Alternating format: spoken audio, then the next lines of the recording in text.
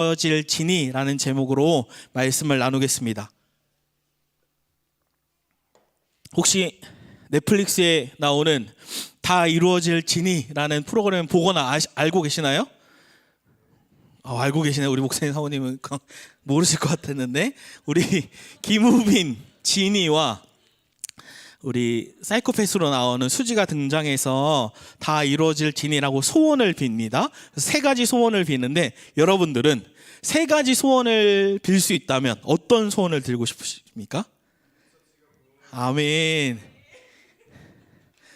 아멘. 또 세 가지 소원이 있다면 어떤 소원을 갖고 싶나요? 아멘. 아멘. 역시 목사님께 질문하면 안 돼요.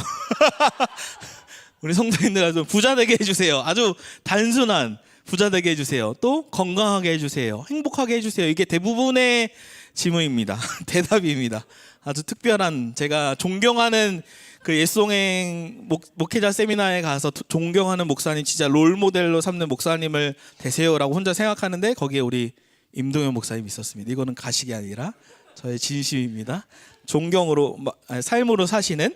근데 정말로 이 지니 속에 다 이루어질 지니에서 나오는 소원을 세 개 할 수 있으니까 어떻게 하냐면, 나를 괴롭히는 상사, 이 사람을 짓밟기 위해서 더 그 사람 위로 올라가게 해주세요. 그 사람을 공격하려고. 그러니까 타락된 마음이 여기서 등장하는 거죠.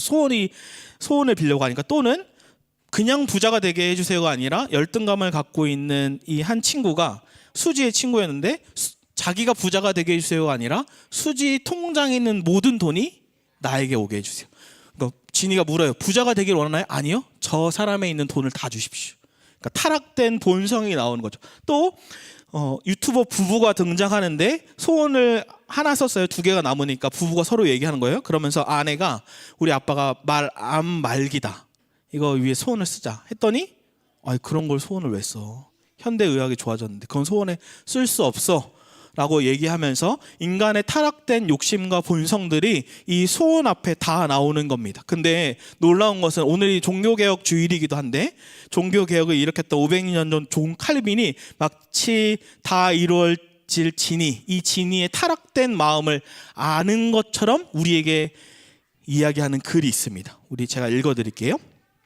팀 켈러가 존 칼빈이 이렇게 이야기합니다. 만일 하나님이 우리에게 너무 쉽사리, 그리고 너무 관대하게 우리가 원하는 것들을 들어주신다면, 그것은 하나님이 우리의 구원에 별 관심이 없으신 것이다. 왜냐하면 우리는 인간이 어리석고 부질없는 욕망에 얼마나 잘 빠지는 존재인지를 스스로 잘 알고 있기 때문이다. 그래서 그리스도께서는 자기 백성들이 무엇을 구해야 하는지 그 한계를 정해주심으로 바르게 기도하는 법을 제시해 주시는데, 그 법이라는 것은 우리의 모든 감정을 하나님의 뜻에 복종시키는 것이다. 그리스도께서는 자기의 백성이 육신의 어리석은 소욕을 따라서 부나 명예 따위를 바라지 말고 그들로 하여금 열매를 맺을 수 있게 해줄 성령의 생명의 수액을 바라고서 기도하라는 뜻으로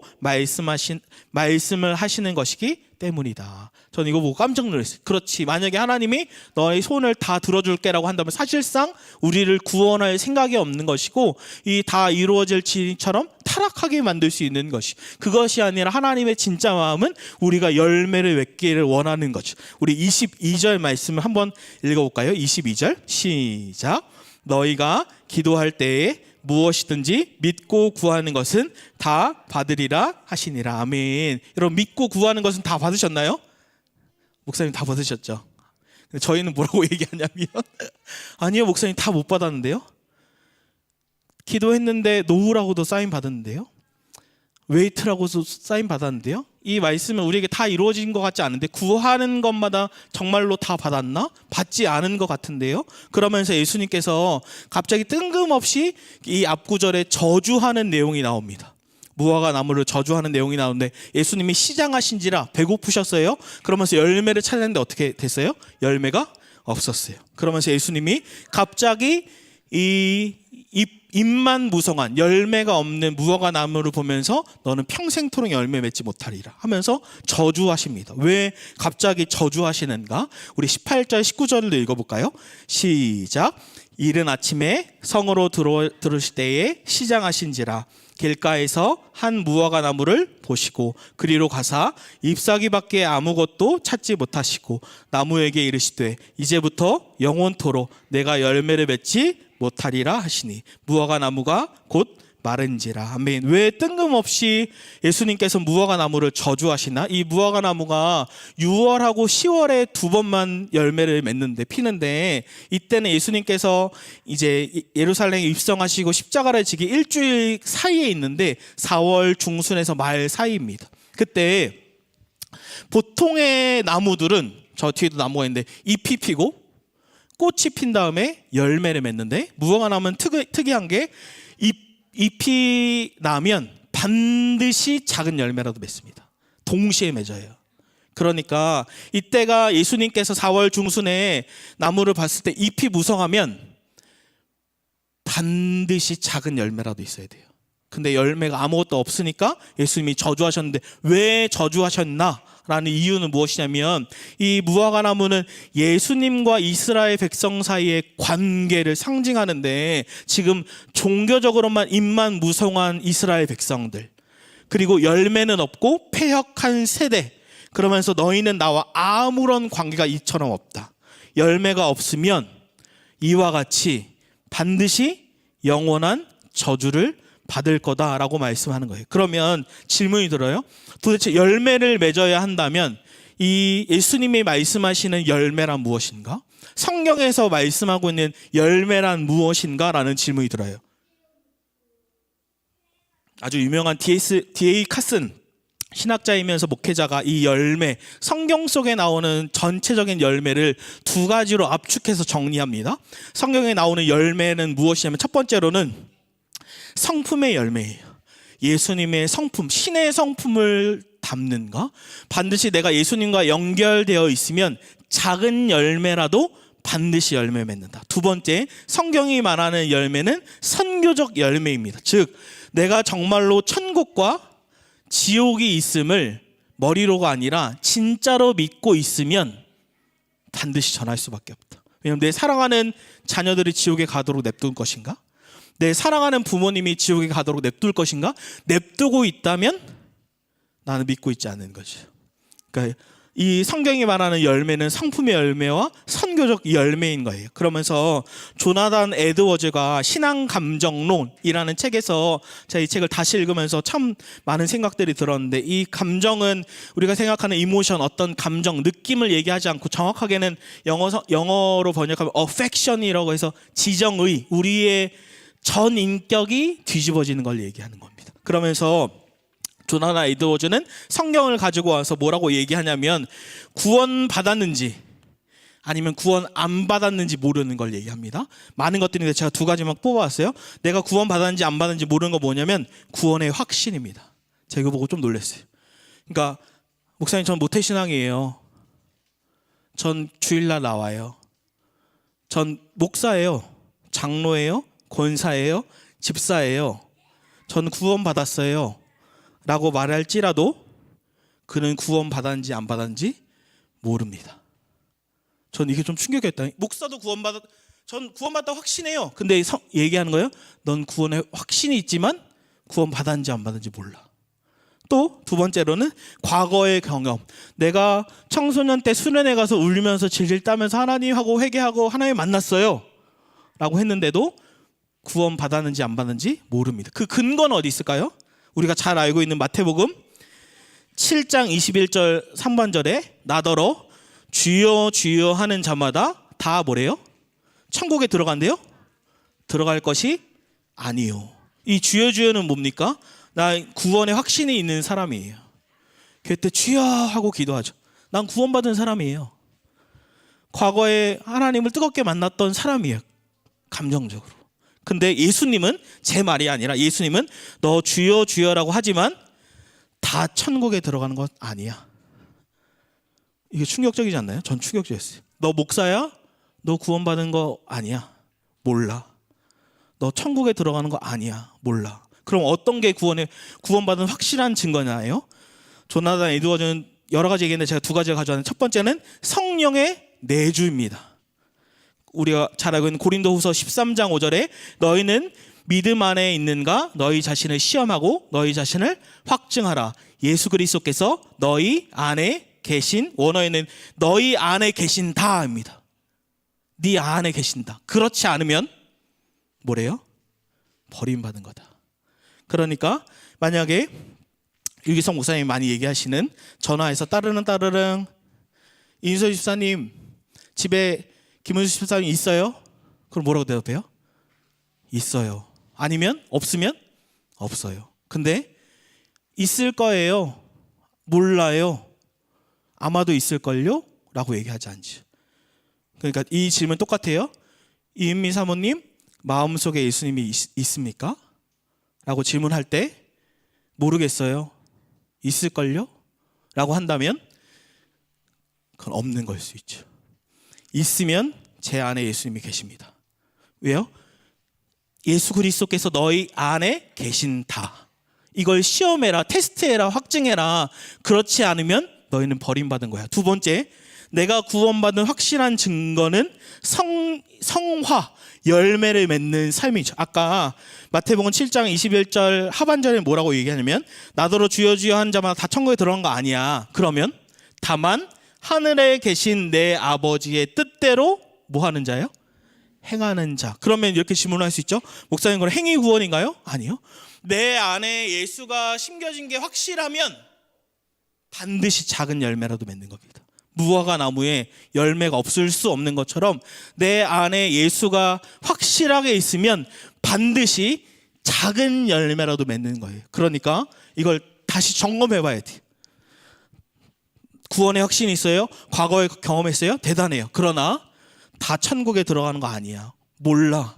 그럼 어떻게 내가 구원을 확신할 수 있나요? 어떻게 구원받는 확실한 증거가 있나요?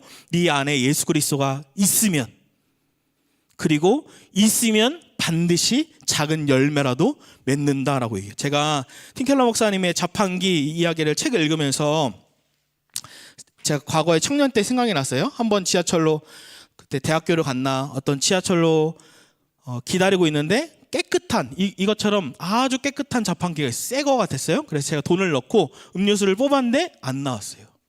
그래서 뭐야 하고 쾅쾅쾅 두드리고 전화하려고 알아보는데 지하철 온 거예요. 제가 시간에 이제 바로 갔어야 되거든요. 그래서 돈을 먹고 그냥 갔어요. 얼마나 억울하겠어요? 그런데 팀켈러 목사님이 이렇게 얘기합니다. 이 자판기에 대해서 이렇게 얘기해요. 잘 들어보세요.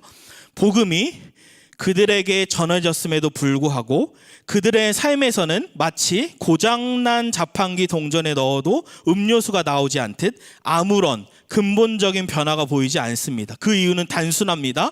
그들의 마음속에 살아계신 예수가 부재하거나 혹은 그들의 신앙이 뿌리 뽑힌 무화과 나무처럼 하나님과의 실질적인 관계를 맺고 있지 않기 때문입니다.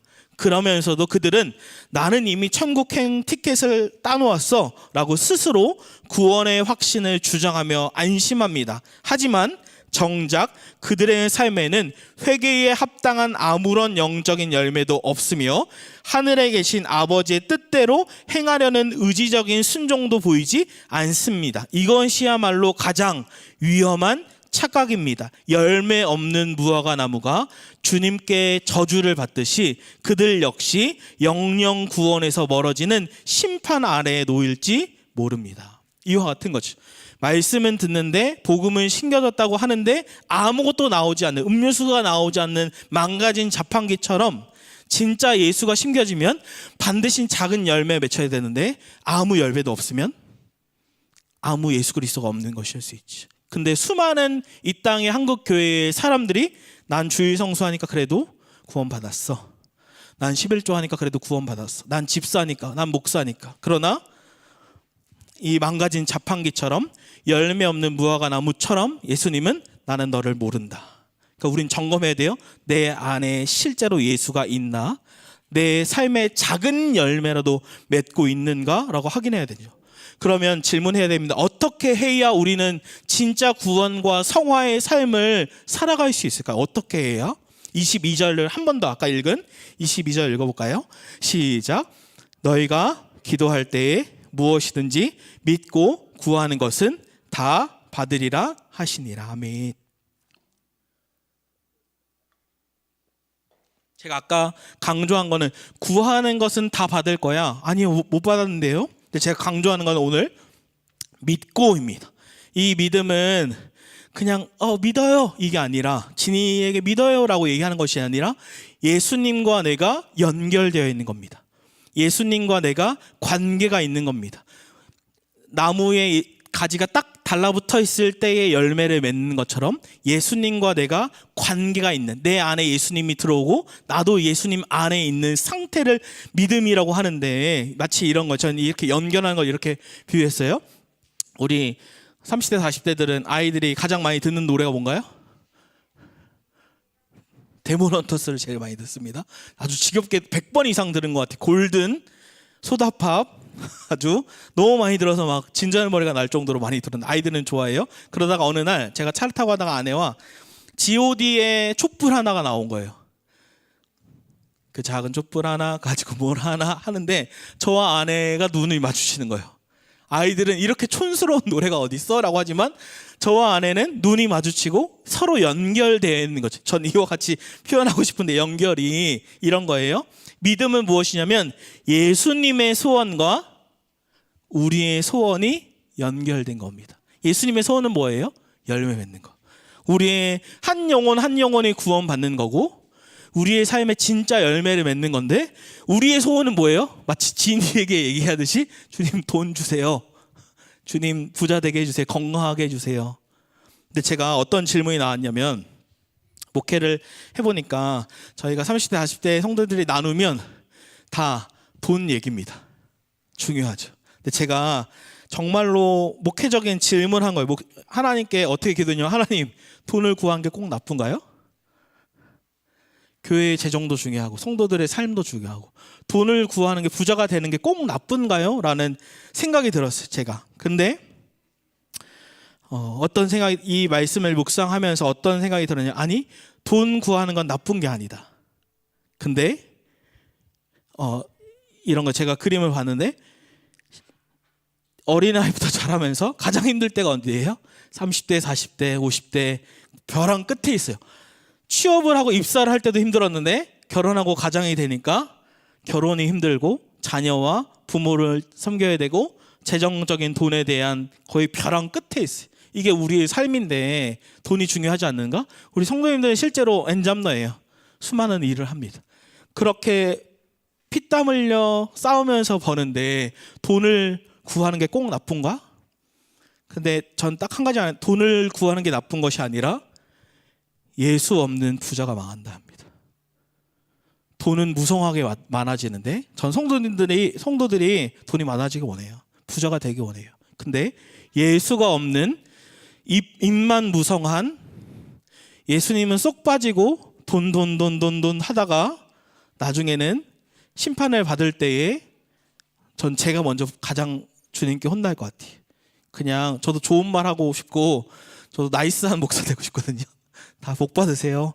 행복할 겁니다. 하고 싶은데 그럼 저는 가짜겠죠.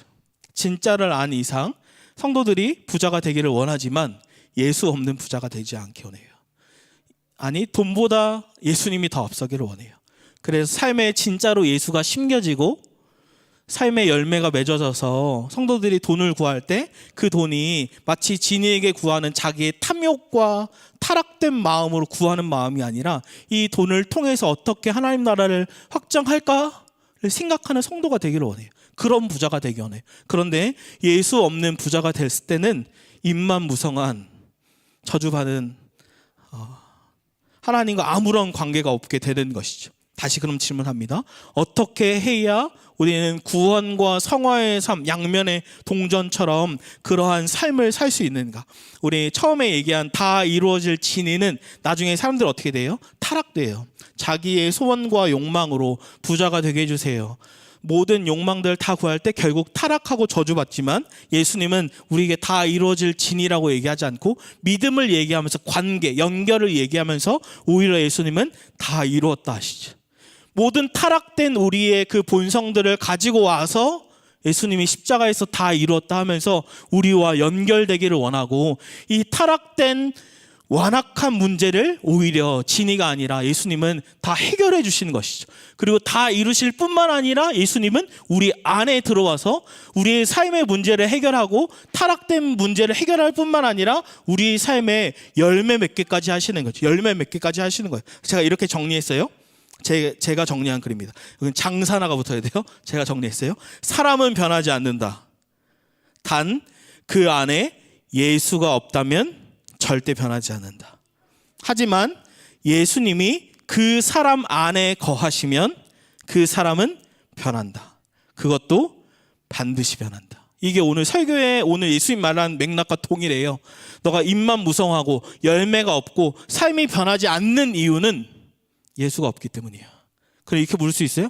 저희 아빠 장로님인데요, 저희 엄마 권사님인데요, 저희 부모님 목사님인데요. 열매가 없으면 예수가 없을 수 있습니다. 저희 부모님도 직분이 있어도 신앙생활을 하셔도 저희 부모님의 삶에 만약에 열매가 없다면 예수가 없을 수 있습니다. 그냥 다 나이스하게 좋아 이렇게 하고 넘어갈 문제가 아니라, 그리고 영원한 심판에 그냥 가는구나 하는 게 아니라, 우리 부모님의 삶은 진짜 열매가 있는가? 제가 이걸 봐서 너무 마음이 아파서 그래요. 장로인데, 권사인데, 목사인데, 집사인데 열매가 없고 예수가 없을 때 그 다음 세대 아이들이 상처받는 걸 제가 막 듣더라고요. 목사님 어떻게, 장로님인데 그래요? 어떻게 목사님인데 그래요? 할 때 너무 애통하더라고요. 그러니까 내 삶의 열매는 있는가? 제가 얘기했어요.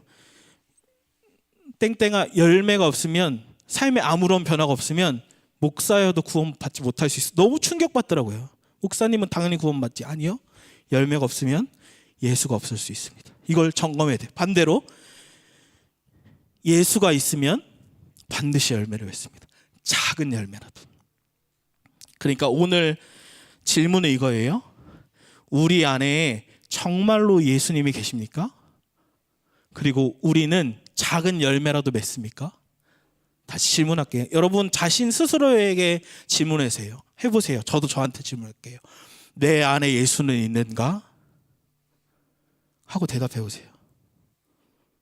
모르겠습니다 라고 하면은 심각한 문제예요.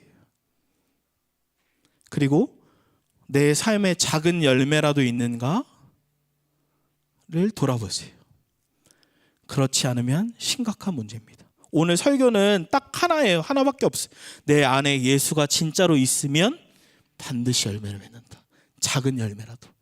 장사나 안에 예수가 있으면 아직 완전하지 않아도 작은 열매라도 맺어서 이것이 30년, 40년, 50년 나이가 들어갈수록 열매는 점점점 커지겠지. 그러나 제가 아무리 목사여도 제 안에 예수가 없으면 제 삶의 열매는 없는 거예요. 그러면 넌 영원히 저주를 받을 거야. 그러니까 우리는 살펴봐야 되죠. 내 안에 정말로 예수가 있는가?